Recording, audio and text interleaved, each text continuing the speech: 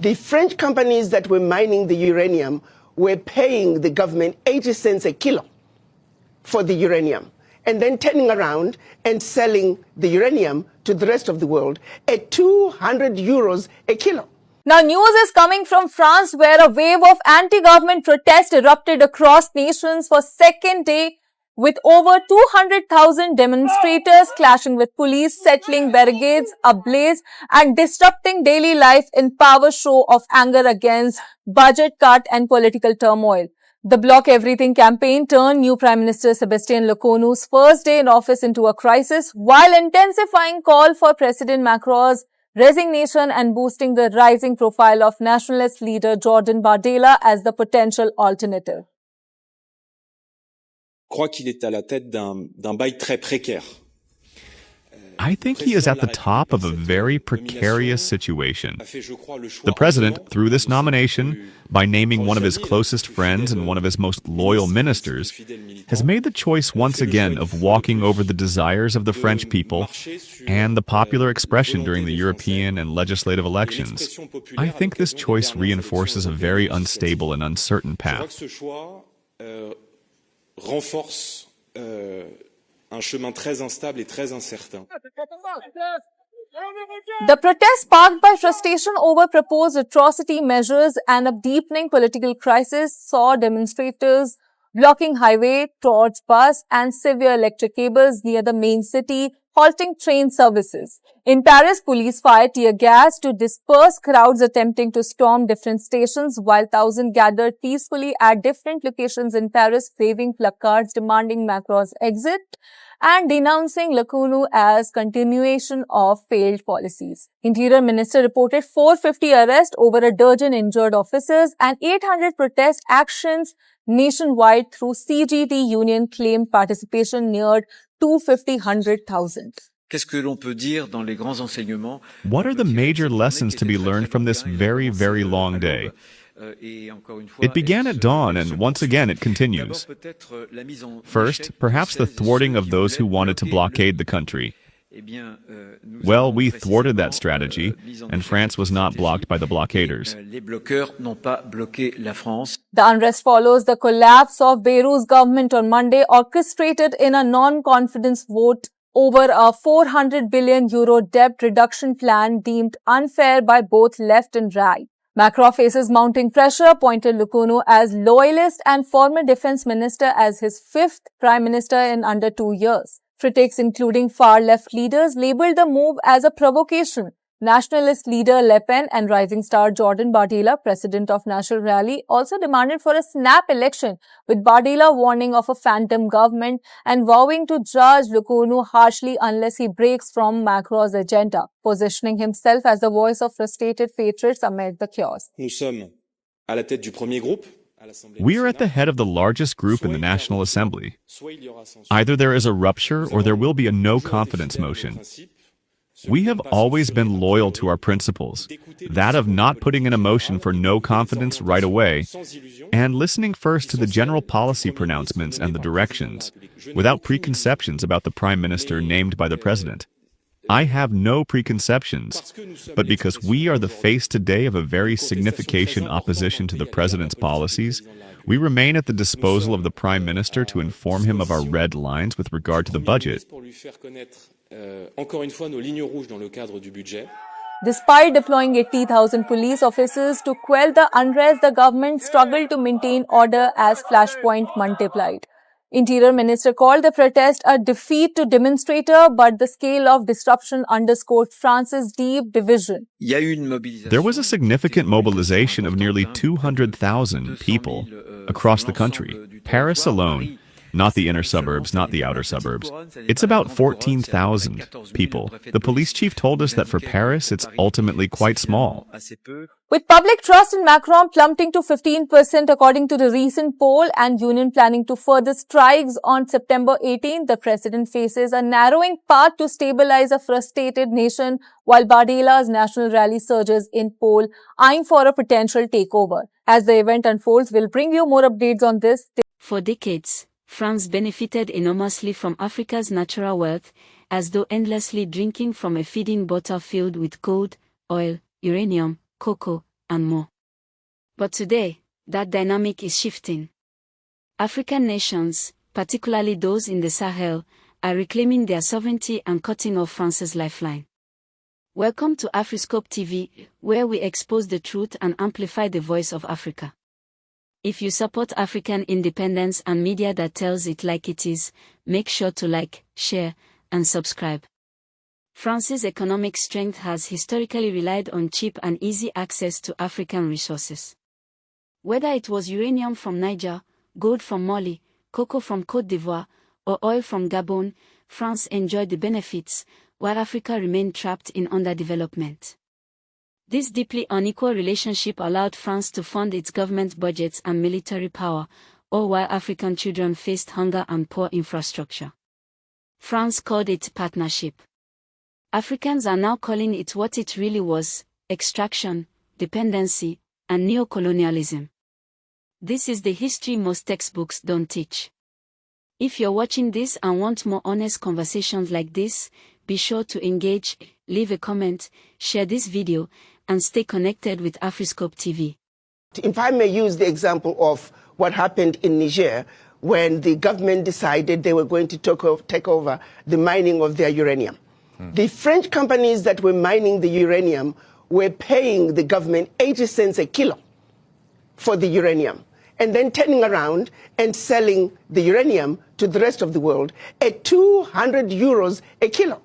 So that one move from the Nigerian government to say we are now going to take ownership of our own uranium, they went from realizing about $1 billion in uranium resources to over 300 billion a year. Do you realize what I'm talking about? No amount of NGO could bring that kind of money. And this is only one mineral.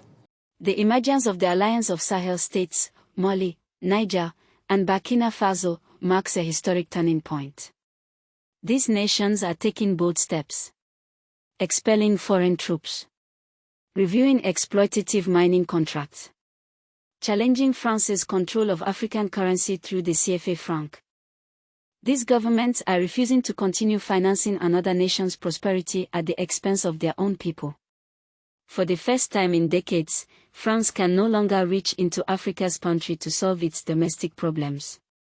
Without African wealth flowing in, France is now facing serious challenges. Government budget deficits. Rising costs and austerity measures. Energy insecurity following the loss of Niger's uranium. Growing political unrest, including mass protests and public discontent. The once powerful empire is under pressure. What was once a quiet economic arrangement has become a full-blown geopolitical crisis. France, the one-time symbol of Western wealth, is in a tailspin. Its debt sits at 3.3 trillion euros. The annual interest? More than 60 billion, larger than the entire GDP of dozens of African countries combined. And the clock keeps running. Every second, another 5,000 euros piles on. To stop the bleeding, France's leaders want to axe two public holidays, Easter Monday and Victory Day, forcing extra workdays to scrape together 4.5 billion euros. But the streets are speaking. Across France, strikes are erupting. Transport halted, hospitals under pressure, schools locked down, anger is boiling over, pensions frozen, healthcare budgets slashed by 5 billion euros. Meanwhile, the privileged stay comfortable. Take the Economic, Social, and Environmental Council. Its members enjoy 121,000 euro salaries, 54 paid days off, and lavish perks, all on taxpayer money. This isn't a crisis of poverty, it's a crisis of priorities. And while its citizens protest, France is turning outward, trying to rebuild influence in Africa. But the script has flipped. Burkina Faso no longer bows, it stands firm. And for the first time in history, France isn't giving orders, it's asking for the meeting. Chapter 2 begins. Burkina Faso has risen. Not long ago, the country was dismissed as a failed state. Foreign troops roamed its streets, terrorists struck at will, and its economy leaned heavily on aid. That started to change in 2022, when Captain Ibrahim Traoré took the helm. With fearless resolve, Captain Ibrahim Traoré sent a clear signal. Burkina Faso would no longer serve anyone else's agenda. French troops were sent home. Lopsided foreign contracts were torn up. National resources and energy were redirected towards self-reliance and true sovereignty. Traoré stopped looking to Paris for answers. He turned to his own people. He pushed forward bold agricultural programs to secure food independence, poured investment into local mining and manufacturing, and sparked a movement to restore national pride. Security forces, once trained and armed by outsiders, are now equipped and led from within, protecting their land under their own command. This shift isn't symbolic, it runs deep. The impact? A safer nation, a growing economy, and a surge of pride that can be felt in every village and city. Burkina Faso no longer waits for handouts. It walks into negotiations as an equal, or not at all. What's happening here isn't limited to government policies. It's a mindset, a conviction that Africans can lead, build, defend, and prosper without colonial shadows looming overhead. Traoré has delivered more than reforms. He's delivered belief, and that belief is sending shockwaves far beyond West Africa. The message is clear: Africa is capable. Africa is rising. Chapter 3. France comes knocking. In a stunning turn of history, the former powerhouse of France is now the one approaching Africa with open hands, seeking a way back in. As its economy wobbles, France has reportedly made overtures to Burkina Faso and other Francophone nations, proposing a new kind of partnership. Gone are the airs of superiority. What you see now is economic desperation. Even President Emmanuel Macron, once known for dismissive tones toward African grievances, is speaking in terms of cooperation and respect. But across Africa, the question lingers: is this sincere reform, or a calculated move to regain what was lost? After generations of resource plunder and political meddling, trust doesn't return overnight. Leaders like Ibrahim Traoré see France's outreach for what it is: survival, not charity.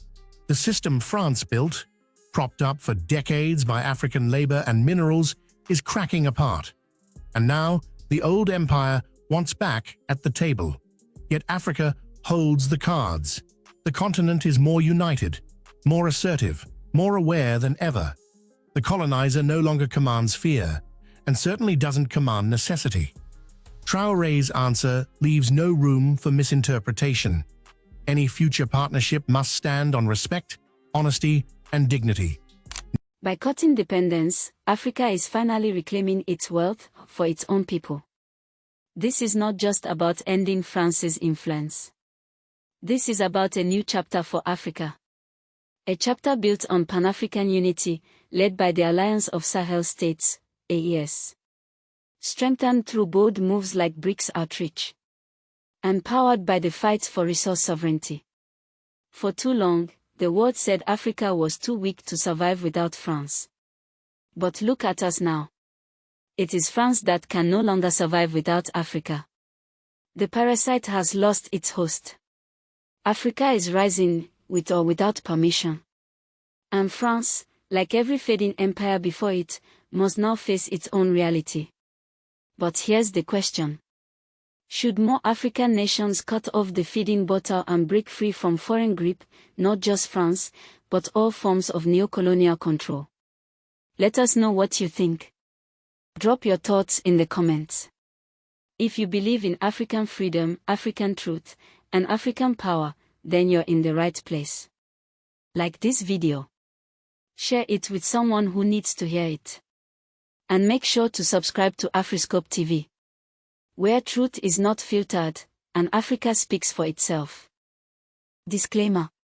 The views and opinions expressed in this video are based on publicly available information, news sources, and independent analysis.